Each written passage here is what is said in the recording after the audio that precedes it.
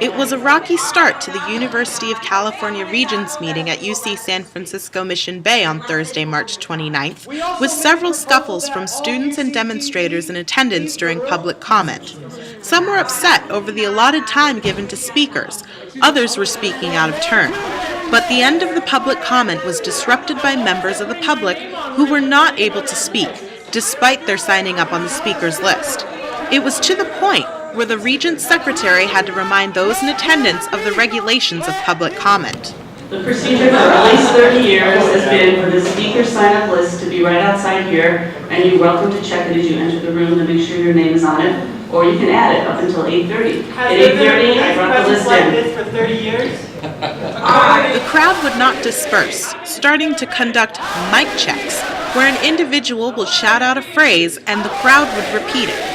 President Mark Yudof and other regents cleared the room while UCSF campus police entered in full riot gear.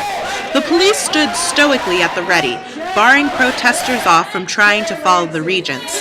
In the meantime, several students from the group Take Back UCLA and others proceeded to have a spring break party in their bathing suits and leis in the middle of the conference center. Assistant Chief of Police Paul Berlin asked the remaining attendees to clear the room or be arrested. He also gave clear warning about force being used by the police. If you do not do so, you may be arrested or subject to other police action, including to the use of force, which may result in serious injury, and that may include physical contact. Hey, Helmut, bring the Regents back in! That may include proceed, that may include talk. While the protesters eventually left, 3 individuals with the UCLA group were arrested, including Andrew Harkness Newton, age 26, Cheryl Deutsch, age 27, and Matthew Sandoval, age 32. Despite the arrests, the demonstration continued downstairs, where some individuals, like Robin Ryan from San Francisco, reflected on their actions and had a chance to cool down.